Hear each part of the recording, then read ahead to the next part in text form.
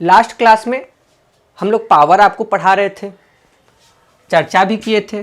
Power कुछ लोग इसको पामर कहते हैं, W को M कर देते हैं। तो खैर, तो आज हम लोग पावर, कल हम लास्ट क्लास में हम पावर पढ़ाए थे और उससे जुड़े हुए कुछ सवाल भी बताए थे और एक फॉर्मूला आप लोग को याद करने को कहे थे। पावर बराबर W/T और W/T बराबर VQ/T बराबर VI बराबर I² R बराबर V²R। इस फॉर्मूला का भी उल्लेख किए थे और समझाए थे कि कैसे कैसे सब कुछ आ रहा है, और ये सारा आपको बिल्कुल कंठस्थ होना चाहिए। आपको सिंपली क्वेश्चन देगा, लेकिन आपको ध्यान रखना कि पावर बराबर W/T नहीं, मतलब W/T भी होता है और बाकी ये सब भी होता है। आज इसके आगे हम लोग देखेंगे।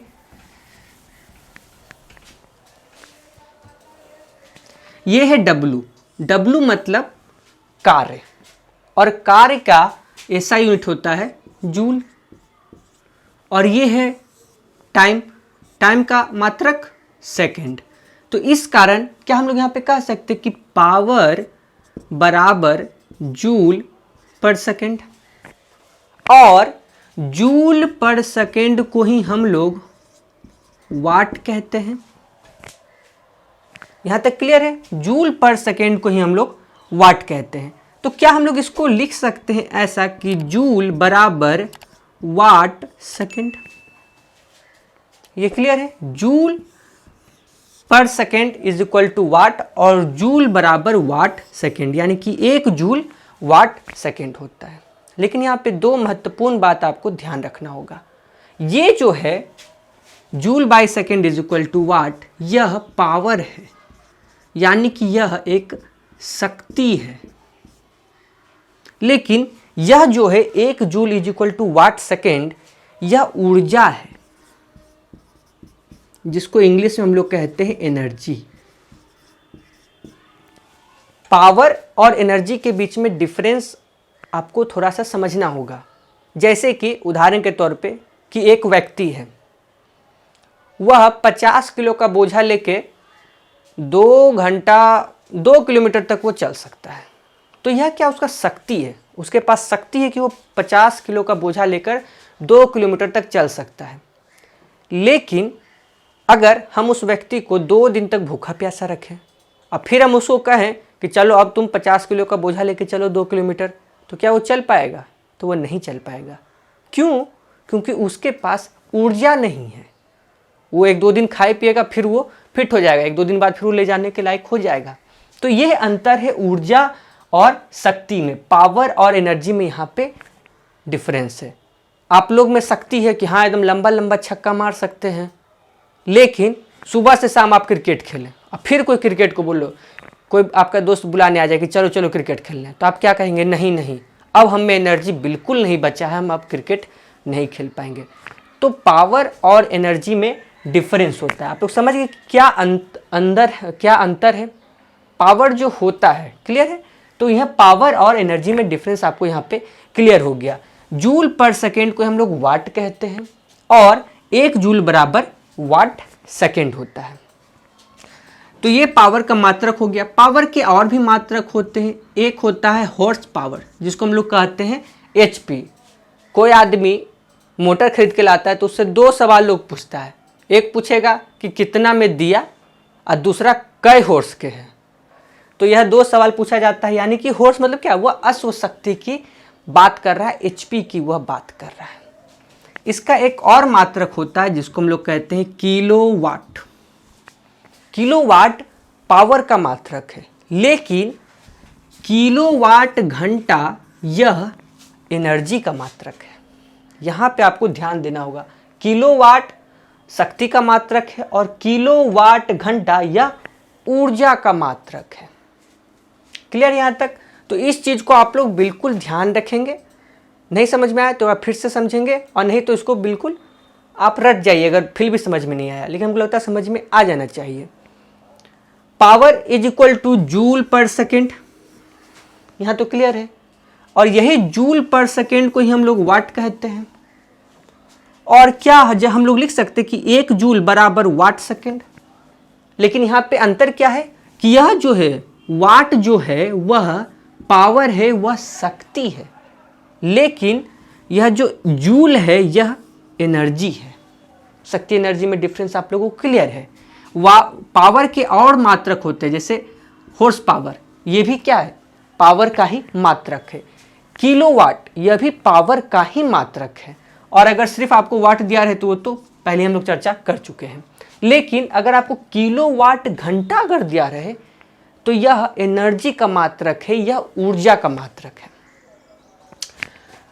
उदाहरण के तौर पे जैसे आप लोग कोई भी अपना इंस्ट्रूमेंट उठा लीजिए, इलेक्ट्रॉनिक इंस्ट्रूमेंट, विद्युत उपकरण, कोई भी बल्ब वगैरह आप उठा लीजिए, तो बल्ब वगैरह आप देखिएगा कि मान लीजिए अगर 9 वाट का है तो लिखा रहेगा 9 वाट, और ऐसे करके आपको लिखा रहेगा 220 से लेकर 240 वोल्ट। पहले ही हम लोग चर्चा कर चुके हैं, आपको एक कहानी के माध्यम से बताए थे कि आप अमेरिका गए और आपका दोस्त आपको फ्रिज दे दिया कि आओ दोस्त अमेरिका आए तो फ्रिज ले जाओ। तो उस कहानी को आप लोग उस कहानी को अगर आप लोग ध्यान देंगे तो उसमें बताए थे कि आप अमेरिका का फ्रिज इंडिया में लाके भिराइएगा तो वह जल जाएगा, धुआं दे देगा। क्यों? क्योंकि अमेरिका में जो इंस्ट्रूमेंट चलते हैं वो 110 वोल्ट पे चलते हैं, लेकिन अमेरिका में 220 वोल्ट से लेकर 240 वोल्ट तक का सप्लाई रहता है, तो यहाँ का इंस्ट्रूमेंट अलग रहता है। अब मान लीजिए आपको कैलकुलेट करना है कि आपके घर में कितना ऊर्जा खपत है। कैसे हम कहें कि अब मेरा 1 यूनिट बिजली उठ गया है। तो जैसे उदाहरण के तौर पे मान लीजिए 100 वाट का बल्ब आपके हॉस्टल में लगा हुआ है, पीला वाला बल्ब जो पहले आता था 100 वाट का बल्ब। अगर यह 10 घंटा चलेगा तो यह कितना खाएगा, 1000 वाट ये खाएगा। और यही 1000 वाट जब खाएगा तो आप समझिए कि आपका 1 यूनिट बिजली बिल उठ गया है। कैसे? 1000 को आजकल मॉडर्न भाषा में के बोलते हैं। कोई पूछेगा कितना सैलरी तुम्हारा, तू कहेगा 50 के। तो 50 के मतलब क्या, 50,000 वो अपना सैलरी बताना चाहता है। यहाँ पे अब देखेंगे यह जो है किलोवाट घंटा, तो के जगह पे हम 1000 पुट कर देते हैं, तो ये हो गया आपका 1000। वाट कुछ नहीं, 1 पुट कर देते हैं। और आवर को हम लोग सेकेंड में बदलेंगे, तो जब इसको सेकेंड में बदलेंगे तो ये आ जाएगा 60 × 60। तो जब आप इसको मल्टीप्लाई करेंगे तो 6 × 6 36, तो ये आ जाएगा 36 × 10⁵ और ये आ जाएगा 3.6 × 10⁵ 10⁶ जूल। ये तो आप लोग रटे हुए होंगे, 3.6 × 10⁶ जूल। ये कितने में होता है, 1 किलोवाट में। यह ऊर्जा का खपत है। यानी कि जब आपसे कहेगा कि 1 किलोवाट आप एनर्जी खर्च कर दिए, तो इसका मतलब आप कितना खर्च कर दिए, 3.6 × 10⁶ जूल एनर्जी खत्म कर दिए। और इसी को बिजली विभाग कहता है कि 1 यूनिट। इसी को क्या कहता है बिजली विभाग, 1 किलोवाट को ही कहता है वो 1 यूनिट। यानी कि अगर आप इतना ऊर्जा खत्म कर देंगे 3.6 × 10⁶ जूल, तो समझिए कि आपका 1 यूनिट बिजली उठ जाएगा, क्योंकि आपने 1 किलोवाट ऊर्जा का खपत कर दिया है। ये ऊर्जा ही है, बस लिखने का तरीका अलग अलग है। यहाँ पे हम लोग इसको किलोवाट घंटा में लिखे हैं और यहाँ पे हम लोग इसको जूल में लिखे हैं। लेकिन फिर भी आपको अगर और आइडिया लेना है तो उदाहरण के तौर पे हम लोग वापस आते हैं इस बल्ब वाले उदाहरण पे। मान लीजिए आपका हॉस्टल में बल्ब लगा हुआ है, पीला वाला जो पुराना आता था, और 100 वाट का वो बल्ब है। जो बिजली बिल उठता है वह वाट पे उठता है, वह वोल्ट पे नहीं उठता। तो वोल्ट आप कोई भी इंस्ट्रूमेंट लीजिएगा तो वही 220 से 240 वोल्ट ही लिखा रहेगा। बिजली बिल आपका इस चीज़ पे निर्भर नहीं करता, वो वाट पे निर्भर करता है। आप जितना वाट का लीजिएगा उस हिसाब से आपका बिजली बिल उठता चला जाएगा। तो मान लीजिए आप 100 वाट का बल्ब लगाए हैं और आप 10 घंटा इसको जला रहे हैं, तो आपका 1000 वाट उठ गया। यानी कि इसी को हम लोग क्या कहेंगे, 1 किलोवाट। तो जब ये उठ गया तो समझिए आपका 1 यूनिट बिजली उठ गया। और यही अगर आप 30 दिन चलाइएगा तो कितना हो जाएगा, ये आपका काफ़ी खर्चा हो जाएगा। तो इस हिसाब से आप लोग कैलकुलेट कर सकते हैं। मान लीजिए आपके घर में आयरन है, आपके घर में आयरन 500 वाट का है, और जब 1000 वाट उठ जाएगा तो 1 यूनिट बिजली बिल उठ जाएगा। यानी कि 500 वाट जब कह रहा है तो क्या कहना चाह रहा है, 500 वाट घंटा कहना चाह रहा है। यानी कि वो आयरन अगर 1 घंटा चलता है तो 500 वाट बिजली खर्च करेगा। यानी कि जब वो 2 घंटा चलेगा तो 2 आवर में वह 1000 वाट खर्च करेगा ऊर्जा, और इस कारण आपका 2 घंटा में 1 यूनिट बिजली उठ जाएगा। सेम इसी तरह अगर 1000 वाट का कोई इंस्ट्रूमेंट है आपके पास तो वह 1 घंटा चलेगा, तो मतलब कि आपका 1 यूनिट बिजली बिल उठ जाएगा। यानी कि जो लिखा रहता है ना 9 वाट 10 वाट, बल्ब है, बल्ब में लिखा हुआ है 9 वाट, तो 9 वाट क्या, 9 वाट घंटा वो लिखा हुआ है। यानी कि अगर वो बल्ब 1 घंटा चलता है तो वह 9 वाट का ऊर्जा खर्च करता है। और आपको मालूम है कि 1000 वाट जब हम खर्च कर देंगे तो समझिए मेरा 1 यूनिट का बिजली बिल उठ जाएगा। तो क्लियर है, तो आप लोग घर में कैलकुलेट कर सकते हैं कि आपका कितना यूनिट उठना चाहिए, आप कौन कौन से इंस्ट्रूमेंट चला रहे हैं। अब हम लोग इसी से जुड़े हुए कुछ क्वेश्चन बनाने का प्रयास करेंगे। पहला क्वेश्चन लिखेंगे, 1 किलोवाट सेकेंड में कितने जूल होते हैं।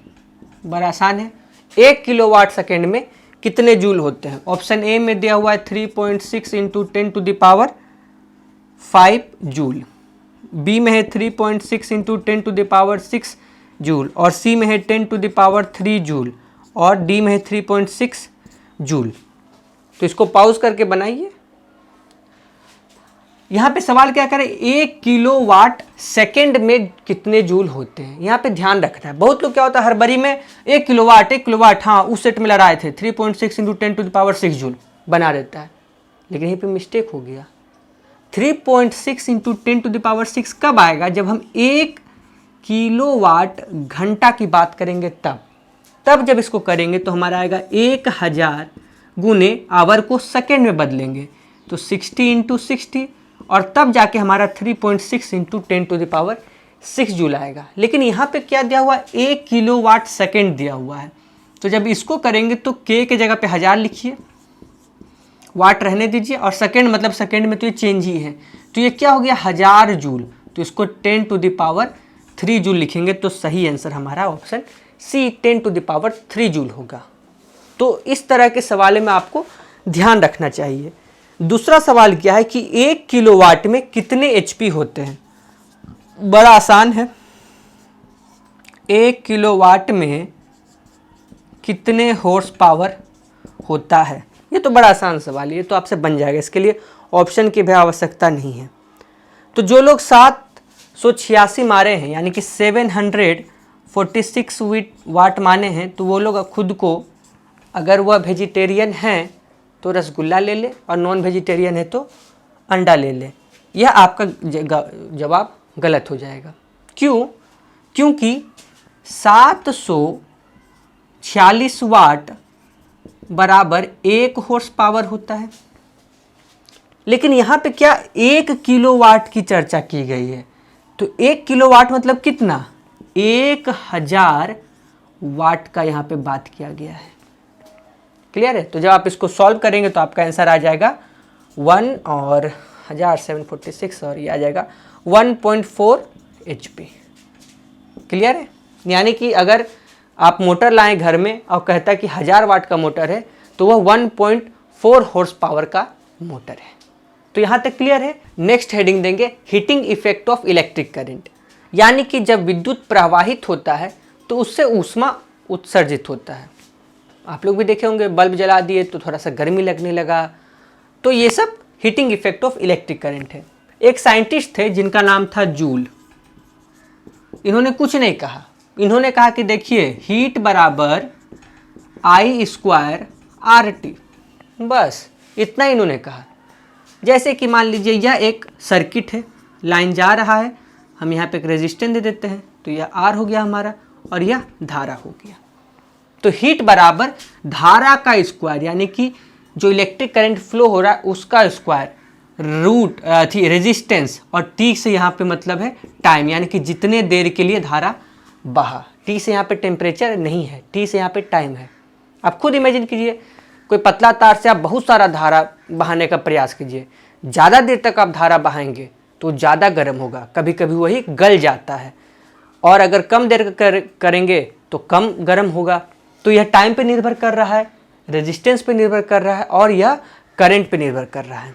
तो यहाँ से आपको इस फॉर्मूला को ध्यान रखना होगा कि H बराबर I² RT, यानी कि अगर धारा हम लोग ले जा रहे हैं, इलेक्ट्रिक करंट ले जा रहे हैं, तो चाहे आपका स्विच हो, तार हो या जो भी उसका पाथ में आता हो जिससे के द्वारा भी इलेक्ट्रिक करंट फ्लो करता हो, वो कितना ऊष्मा जनरेट करेगा। तो जब ऊष्मा जनरेट करने की बात आएगी तो यहाँ पे I² RT, इस फॉर्मूला को आप लोग ध्यान रखेंगे।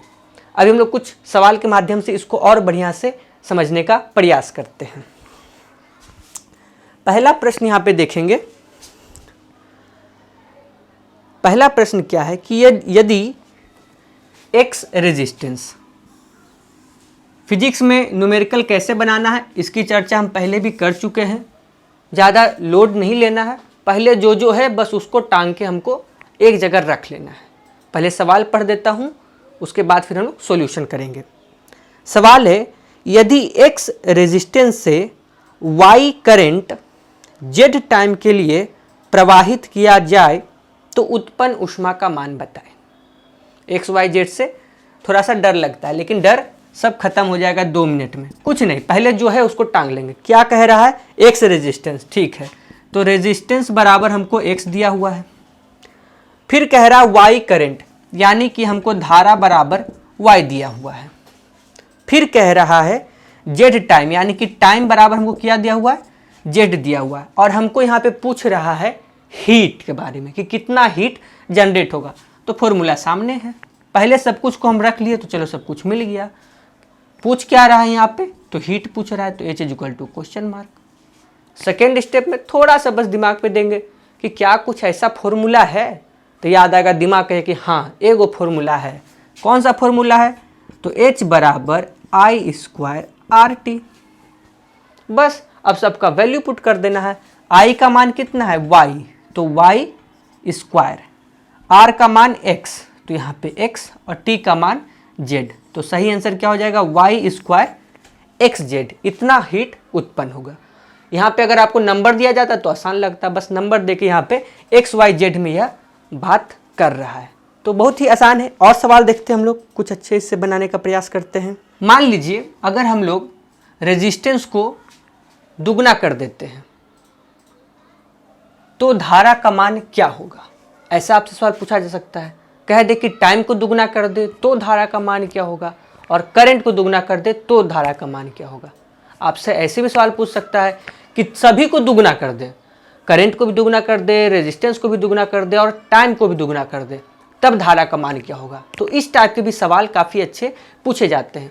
तो पहले एक आसान ही हम लोग बनाते हैं कि सभी को दुगना कर दिए, करंट भी दुगना, रेजिस्टेंस भी दुगना, टाइम भी दुगना। कुछ नहीं करना, आपको हड़बड़ाने की आवश्यकता नहीं है। इसमें करंट है ना, तो यहाँ पे हम लोग मान के चलते कि ये 1 था, ये 1 था और ये भी 1 था। ये आप ऐसे मन में मान लेंगे। अब हम दुगना कर दिया, यानी कि 2 कर दिए, तो यहाँ पे पुट कर देंगे 2, और इसका स्क्वायर भी 2 है, तो यहाँ पे हम पुट कर देंगे स्क्वायर।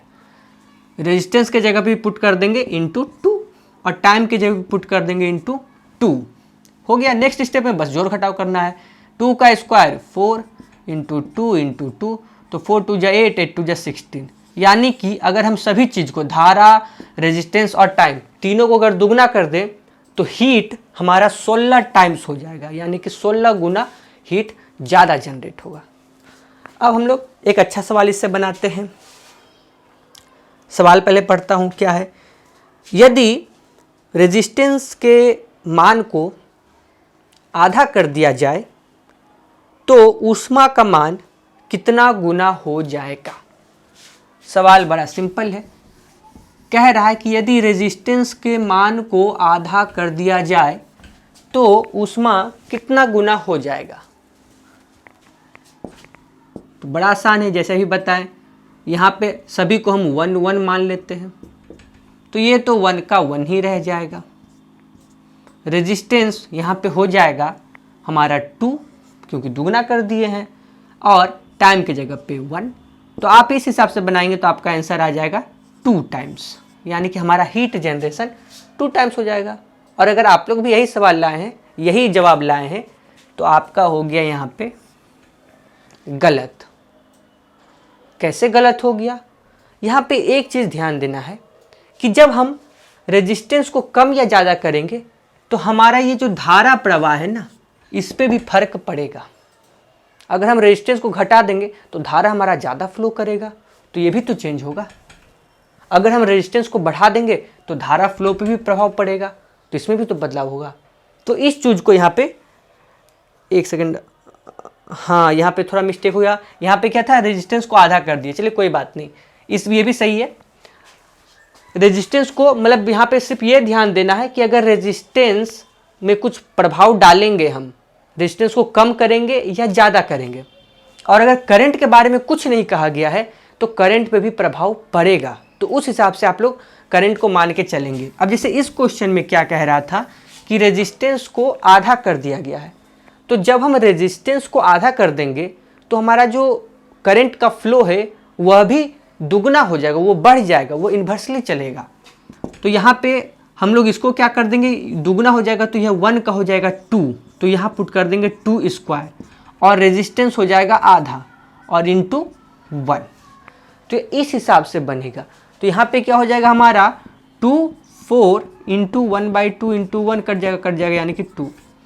यानी कि अगर हम लोग रेजिस्टेंस को आधा कर दें तो हमारा हीट दोगुना हो जाएगा, क्योंकि आधा करेंगे तो करंट पे प्रभाव पड़ेगा। हाँ, आप लोग जिस हिसाब से बनाएं पहले, या हम लोग जैसे पहले देखें, वो कब होगा, जब क्वेश्चन में स्पेसिफिकली ये मेंशन करें कि धारा को काट दिया गया, यानी कि करंट फ्लो नहीं कर रहा, या फिर वो लिख दे कि धारा के प्रभाव पर किसी प्रकार का प्रभाव नहीं पड़ा है धारा के प्रवाह पर। अगर नहीं कुछ कहा है तो मान के चलना है कि करंट पे प्रभाव पड़ेगा, और उस हिसाब से आप लोग क्वेश्चन सॉल्व करेंगे। तो इन दो बेहतरीन सवाल से आप लोग का कॉन्सेप्ट यहाँ पे क्लियर हो गया होगा। यहाँ पे थोड़ा सा हम लोग कॉम्बिनेशन देख लेंगे, पैरेलल कॉम्बिनेशन और सीरीज कॉम्बिनेशन। सीरीज कॉम्बिनेशन क्या होता है कि जैसे मान लीजिए यह एक, चलिए उतना हाईफाई नहीं, यह एक बोर्ड है, दो खोसने वाला भिड़ाने वाला, इतना आप लोग आसानी से समझेंगे। यहाँ से हम एक तार निकाल दिए और यहाँ पे हम एक बल्ब लगा दिए, बल्ब जल गया। अगर सीरीज कॉम्बिनेशन में क्या होता है कि यह जो सर्किट है, बल्ब एक तार बल्ब का पैर में इधर लगाया, दूसरा तार ऐसे में घुसा दिए। सीरीज कॉम्बिनेशन में क्या होता है कि इस सर्किट के बीच में ही हम लोग लगाते हैं, और याद कीजिए बताए थे कि एमीटर को हम लोग सीरीज कॉम्बिनेशन में लगाते हैं। यानी कि अगर इस सर्किट में आपको कहा जाए कि एमीटर लगाओ, तो एमीटर आप क्या करेंगे, यहाँ बीच से तार को काटेंगे, यहाँ पे आप लोग लगा देंगे एमीटर, और एक पैर एमीटर में जाएगा और फिर ऐसे आप लोग ऐसे ज्वाइंट कर देंगे। इसको कहते हैं हम लोग सीरीज कॉम्बिनेशन। उसी के साथ आपको बताए थे कि वोल्ट मीटर को हम लोग पैरेलल लगाते हैं। पैरेलल लगाने का मतलब कि ऐसा सीरीज में उसको नहीं लगाना है। यहाँ पे हम वोल्ट मीटर लिए, वोल्ट मीटर का 2 पैर है, एक को सीधे इस तार में जोड़ दिए और एक को सीधे इस तार में जोड़ दिए। वोल्ट मीटर को अगर आप निकाल भी दीजिएगा ना तो धारा प्रवाह पे कोई फर्क नहीं पड़ेगा। क्लियर है? तो इस चीज को आप लोग ध्यान देंगे कि कैसे हम लोग सीरीज में जोड़ते हैं और कैसे हम लोग पैरेलल में जोड़ते हैं। इसी को आपको जब रिप्रेजेंटेशन करने की बात आएगी तो ऐसे मिलेगा। मान लीजिए यह कॉम्बिनेशन है, इसको हम लोग कहेंगे पैरेलल कॉम्बिनेशन। तो इस टाइप का हो गया, यह रेजिस्टेंस का सिंबल है, यह हो गया R1, यह हो गया R2। अगर आपसे पूछा जाए कि R1 और R2 को जब हम पैरेलल कॉम्बिनेशन में लगाएं तो हीट जनरेशन का क्या रेशियो होगा, तो इसमें होता है R2:R1। बस आपको सिर्फ इतना ही ध्यान रखना है, आपका आराम से क्लियर हो जाएगा। लेकिन अगर इसी को हम सीरीज में लगा दें, ये हो गया आपका R1, ये हो गया आपका R2, तो इसमें जो हीट जनरेट होगा उसका रेशियो होगा R1:R2। एक सवाल देखेंगे, बड़ा आसान है और ये क्लियर हो जाएगा। सवाल देखिए क्या है। सवाल है कि 3 ओम और 4 ओम के रेजिस्टेंस को 12 वोल्ट पोटेंशियल से पैरेलल में जोड़ा गया है। क्या है? 3 वोल्ट एंड 4 वोल्ट के पोटेंशियल को 12 रेजिस्टेंस को 12 वोल्ट के पोटेंशियल से पैरेलल सीरीज में जोड़ा गया है। यहाँ पे जो वोल्ट दे वो 12 वोल्ट दे या आपको 12,000 वोल्ट दे या फिर वो 1,33,000 वोल्ट दे। वोल्ट से हमको कोई मतलब नहीं है। तो ये सब सिर्फ डराने के लिए, हरकाने के लिए दिया जाता है। आपको सिर्फ देखना है 3 ओम और 4 ओम, ठीक है। दिया क्या गया है, यानी कि पैरेलल कॉम्बिनेशन, यानी कि इस कॉम्बिनेशन की बात कर रहा है। तो आंसर क्या हो जाएगा इसका 4:3। क्लियर है, बड़ा आसान है। और लोग यहाँ पे, बच्चे यहाँ पे डर जाते हैं कि न्यूमेरिकल पूछ दिया, ये कर दिया, वो कुछ नहीं, नॉर्मल। पैरेलल बोला तो ये है, अगर इसी को कहता कि सीरीज में है तो इसका आंसर हो जाता है 3:4। बस इतना ही। Heating effect of electric current से आपको कुछ इंस्ट्रूमेंट्स के बारे में भी जानना चाहिए, उनके प्रभाव। कुछ ऐसे उपकरण होते हैं, विद्युत उपकरण, जो धारा के ऊष्मीय प्रभाव पे कार्य करते हैं, यानी कि heating effect of electric current, जिसको हम लोग इंग्लिश में कहते हैं। जैसे कि पहला आप लीजिए बल्ब। पुराना वाला बल्ब आप लोग याद करने का प्रयास कीजिए, पीला वाला बल्ब। एक बल्ब भी बना देता हूं यहाँ पे।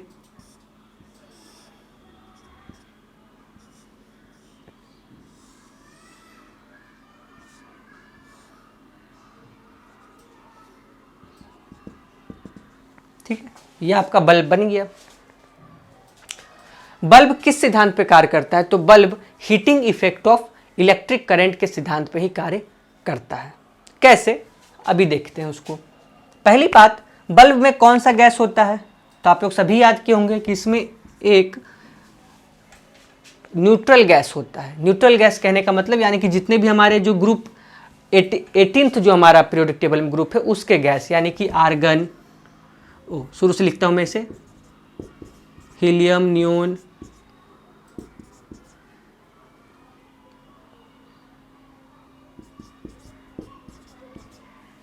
ठीक है, हीलियम, नियोन, आर्गन, क्रिप्टन, जेनन और रेडन, ये सब हमारे नोबल गैस हैं, ये सब हमारे न्यूट्रल गैस हैं। तो इन सभी का प्रयोग किया जाता है, लेकिन ये जो है ये सब काफ़ी कम मात्रा में है। अगर सिर्फ बात करें तो ये जो आर्गन ही, इन सभी में जो सबसे ज़्यादा है वो आर्गन है। 0.08% मात्रा में ये धरती पे अवेलेबल है। अगर बल्ब में नोबल गैस के नाम पे अगर हम इन सब में कोई भी भरे ना, तो कम से कम बल्ब 1000 रुपये बिकेगा। तो बल्ब में फिर कौन सा गैस हम लोग भरते हैं? तो बल्ब में हम लोग नाइट्रोजन गैस का प्रयोग करते हैं। क्यों प्रयोग करते हैं? क्योंकि नाइट्रोजन कम तापमान पे इनएक्टिव गैस की तरह काम करता है, नोबल गैस की तरह काम करता है, और ज़्यादा तापमान पर ये एक्टिव होता है। यह लगभग 3000 डिग्री सेल्सियस पर यह जाके एक्टिव होता है नाइट्रोजन। तो आप समझ रहे 3000 डिग्री सेल्सियस बहुत ज़्यादा होता है। इस कारण इन्वायरमेंट में सबसे ज़्यादा गैस कौन सा है? नाइट्रोजन है। लेकिन फिर भी आदमी न्यूट्रल रहता है, वो किसी प्रकार का रिएक्शन नहीं करता, क्योंकि नाइट्रोजन निम्न ताप पर, कम ताप पर यह बिल्कुल इनएक्टिव गैस की तरह कार्य करता है। तो पहला आपका ऑब्जेक्टिव तो ये बनता है कि बल्ब के अंदर, ठीक है, कौन सा गैस है? नोबल गैस रट लिए, सही है। लेकिन अगर पूछा जाए कि कौन सा गैस है या कौन सा गैस होता है, तो वहाँ पे आप नाइट्रोजन याद रखेंगे। केमिस्ट्री में इसी में आपको प्रभाव पड़ जाए कि अगर हीलियम डाले तो कौन सा रंग होगा, नियोन डाले तो कौन सा रंग होगा, जेनन डाले तो कौन सा रंग होगा, क्रिप्टन डाले तो कौन सा रंग होगा। तो यहाँ पे अलग अलग आपको यहाँ पे देखने को मिलेगा। तो इस चीज़ को आपको लोग ध्यान रखेंगे कि बल्ब में हम लोग नाइट्रोजन गैस का प्रयोग करते हैं। नेक्स्ट जो है यह जो तंतु, ये सभी को पता होगा, तंतु किस चीज़ का बना रहता है? टंगस्टन का बना रहता है। हम देखिए एक बार दरोगा के एग्जाम में बड़ा अच्छा सवाल पूछा गया था, बड़ा सिंपल सा, कि टंगस्टन का सिंबल क्या है, और ऑप्शन में दिया हुआ था टी, टी, TU और W, बस। तो इतना ही आसान था। लेकिन टंगस्टन का सिंबल होता है W। तो इस चीज़ को आप लोग ध्यान रखेंगे कि टंगस्टन का सिंबल होता है W। टंगस्टन का हम लोग प्रयोग करते हैं। एक सवाल आपके मन में बचपन से आ रही होगी कि जो हम लोग टंगस्टन का प्रयोग करते हैं वो ऐसे घुमा घुमा के क्यों देते हैं? सीधा भी तो ऐसे डाल सकते हैं। तो आप लोग याद कीजिए, हम लोग चर्चा किए थे कि रेजिस्टेंस जो है वह लेंथ के डायरेक्टली प्रोपोर्शनल है, यानी कि लंबाई जितना बढ़ेगा रेजिस्टेंस उतना ज़्यादा बढ़ेगा। तो हम लोग यहाँ पे क्या, रेजिस्टेंस बढ़ाने के लिए इसको घुमा घुमा के देते हैं। इसी कारण हीटर में जो तार लगाते हैं नाइक्रोम का वायर, वह भी घुमा घुमा के दिया जाता है ताकि लेंथ बढ़े। लेंथ बढ़ेगा तो ज़्यादा रेजिस्टेंस उत्पन्न होगा, और जब ज़्यादा रेजिस्टेंस उत्पन्न होगा तो हमको ज़्यादा हीट और ज़्यादा लाइट मिलेगा। यहाँ पे उद्देश्य देखना है, ऐसा नहीं कि रेजिस्टेंस हमेशा खराब ही होता है। अगर हम बल्ब में रेजिस्टेंस ख़त्म कर दें तो बिजली आएगा, ऊपर से निकल जाएगा, बल्ब जलेगा नहीं। क्लियर है? तो ये तो हो गया। टंगस्टन जो रहता है वो काफ़ी पतला होता है। आपके मन में ये भी सवाल आता होगा कि देखो कंपनी वाला कितना कंजूस है, बार बार हमको पैसा खर्च कराने के लिए पतला सा देता है कि तुरंत टूट जाता है। तो पतला क्यों दिया जाता है? तो आपको यही बताए थे, जो रेजिस्टेंस है वो इन्वर्सली प्रोपोर्शनल है एरिया के। यहाँ पे क्रॉस सेक्शनल एरिया की बात किए थे। तो तार जितना पतला होगा उतना अधिक रेजिस्टेंस उत्पन्न करेगा, और जितना अधिक रेजिस्टेंस उत्पन्न करेगा उतना बढ़िया वो काम करेगा, उतना बढ़िया से जलेगा। तो इस कारण पतला तार दिया जाता है। अगर मोटा तार देगा तो लाइन इधर से भेजिएगा, उधर से निकल जाएगा, जले उलेगा नहीं। तो क्लियर है? आपका जो बचपन का कुछ सवाल होगा कि घुमा के क्यों दिया जाता है, पतला क्यों दिया जाता है, वो सारे इसमें कवर हो गए। नेक्स्ट सवाल एक पूछा गया था एग्जाम में कि क्या हो कि अगर हम इसको हटा दें, शीशा को फोड़ दिए हैं और तब इस बल्ब को जलाएं तो क्या होगा? तो इसके लिए आपको जानना होगा कि हम लोग इसमें इनेक्टिव गैस ही क्यों डालते हैं बल्ब में। क्योंकि टंगस्टन एक धातु है, टंगस्टन एक मेटल है। हालांकि टंगस्टन का जो मेल्टिंग पॉइंट है वो बहुत ज़्यादा है। टंगस्टन का मेल्टिंग पॉइंट 3500 से लेकर 3700 डिग्री सेल्सियस के ऊपर है। मतलब कि अगर आप तावा ले लीजिए और तावा पे वो बल्ब का टंगस्टन आप रख दीजिए और गैस पे चढ़ा दीजिए, तो 1000-1200 डिग्री सेल्सियस तावा बोल देगा कि मालिक हम चले, हमारा आपका साथ यहीं तक। लेकिन टंगस्टन एकदम टिका रहेगा कि नहीं मालिक, हम आपके साथ अभी और रहेंगे, 3700 डिग्री सेल्सियस तक हम आपके साथ रहेंगे। तो इस चीज़ को यहाँ पे ध्यान देना है कि टंगस्टन का मेल्टिंग पॉइंट बहुत ज़्यादा होता है। तो बहुत ज़्यादा भी हीट प्रोड्यूस होगा तो वो गलेगा नहीं। तो इस कारण हम लोग यहाँ पे टंगस्टन का प्रयोग करते हैं। एक बार सवाल आया था कि अगर गिलास को हम फोड़ दें, यानी कि ये जो कांच लगा रहता है ऊपर, उसको अगर हटा दें और तब हम लाइन दें तब बल्ब जलेगा कि नहीं? तो इसका भी जवाब बड़ा सिंपल है। साइंस के लिए आपको 15 रुपये का खर्चा करना होगा। एक पीला वाला बल्ब ले आइए, जला के देख लीजिए, देखिए जलता है कि नहीं। लेकिन थोड़ा संभल के। होगा क्या, आप जब इसको हटा देंगे तो जलेगा, जब आप लाइन देंगे तो जलेगा, लेकिन वो सिर्फ हो सके सेकेंड्स का 10वां भाग के बराबर वो जले। क्योंकि जैसे ही वो जलेगा यह टंगस्टन का टेम्परेचर बढ़ेगा, और जैसे ही टेम्परेचर बढ़ेगा तो ऑक्सीजन है, तो मेटल ऑक्सीजन के साथ रिएक्ट करके ऑक्साइड बना देता है, और यह टंगस्टन ऑक्साइड बन के यह धुआं देके चल देगा कि मालिक अब हम चलते हैं। तो यहाँ पे आपको सवाल की गंभीरता को समझना होगा। तो बल्ब से इस टाइप के सवाल आपको पूछे जाते हैं। नेक्स्ट लिखेंगे फ्यूज।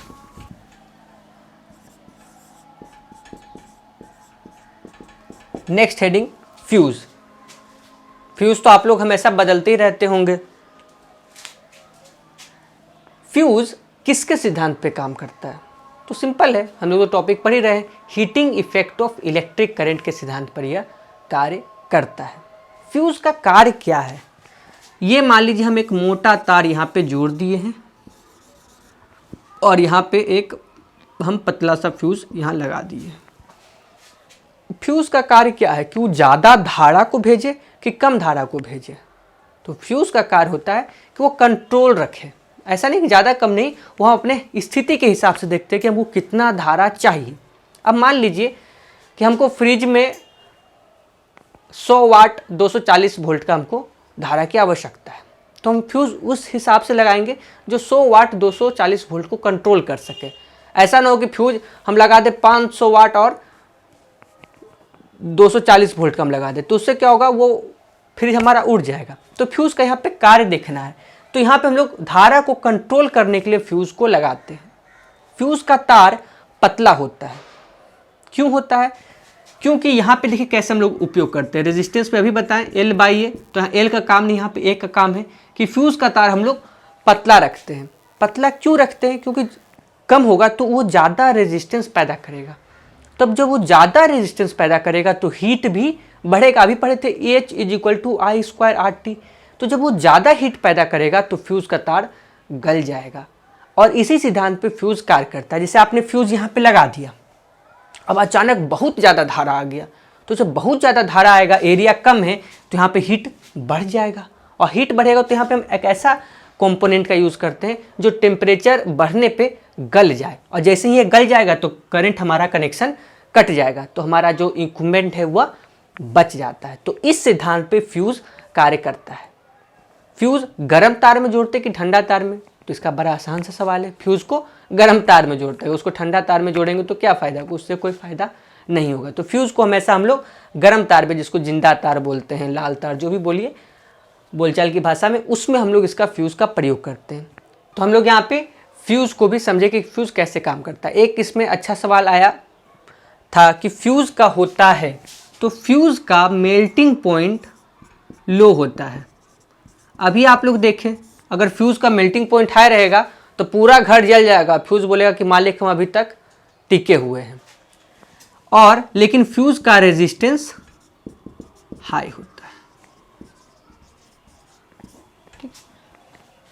फ्यूज़ का रेजिस्टेंस हाई होता है, यानी कि ज़्यादा धारा को इसमें रोकने की शक्ति होती है। तो पूछेगा फ्यूज़ के लिए सही है तो लो मेल्टिंग पॉइंट और हाई रेजिस्टेंस। क्लियर है?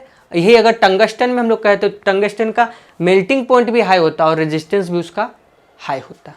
क्लियर यहाँ पे? तो फ्यूज़ के बारे में आपको ऐसे सवाल आपसे पूछे जा सकते हैं। नेक्स्ट एक पढ़ लेंगे हीटर के बारे में।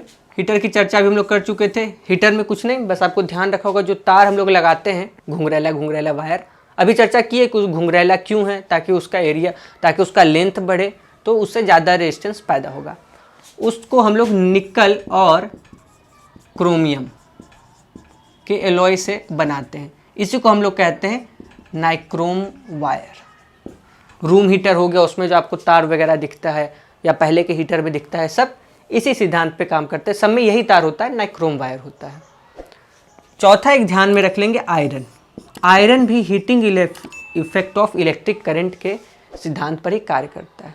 जो आयरन के नीचे जो प्लेट रहता है, उसको अगर आप लोग खोल के देखेंगे तो उसके अंदर ऐसे ऐसे तार आपको लपेटा मिल जाएगा, और जो काला रंग का इसके ऊपर जो आप देख रहे हैं एक प्लेट टाइप का लगा रहता है, इसमें एक कोटिंग किया हुआ रहता है। यह कोटिंग होता है माइका का, जिसको हम लोग कहते हैं अब्रक। हिंदी में माइका को कहते हैं अब्रक। माइका का खूबी यह है कि यह करंट का, यानी कि विद्युत का कुचालक होता है, लेकिन यह हीट का सुचालक होता है। यानी कि यह इलेक्ट्रिसिटी को अपने से फ्लो करने नहीं देता, लेकिन ऊष्मा को यह अपने से फ्लो करने देता है। तो इस चीज़ का यहाँ पे ध्यान रखेंगे कि इसका हम लोग माइका का प्रयोग करते हैं। अगर मान लीजिए अगर माइका नहीं होता और किसी को, आदमी को आयरन करना रहता, तो आदमी क्या लिखवाता अखबार में कि 500 रुपया दिया जाएगा, बस छू कर बताना है कि आयरन गर्म हुआ कि नहीं। तो आप समझ रहे काफ़ी विकट स्थिति यहाँ पे पैदा हो जाती। इस चीज़ को ध्यान रखेंगे। माइका का प्रयोग हालांकि कॉस्मेटिक इंडस्ट्री में भी करते हैं। आपको जहाँ भी चमक टाइप का चीज़ दिखेगा तो समझिए कि वहाँ पे माइका का प्रयोग किया गया है। जैसे कि आप फाउंडेशन वगैरह जो आता है, या फिर यहाँ जो यूज़ किया जाता है, ये आईलेस पता नहीं क्या बोलते हैं, सब में माइका का प्रयोग, माइका का बहुत ज़्यादा प्रयोग आजकल कॉस्मेटिक इंडस्ट्री में किया जा रहा है, जो कि स्किन के लिए सही नहीं है। तो इस चीज़ को थोड़ा सा ध्यान रखना चाहिए। तो आज की क्लास में हम लोग यहीं तक रखते हैं। नेक्स्ट क्लास में हम लोग magnetic effect of electric current से शुरुआत करेंगे, और इसी में हम लोग ट्रांसफार्मर को भी पढ़ेंगे।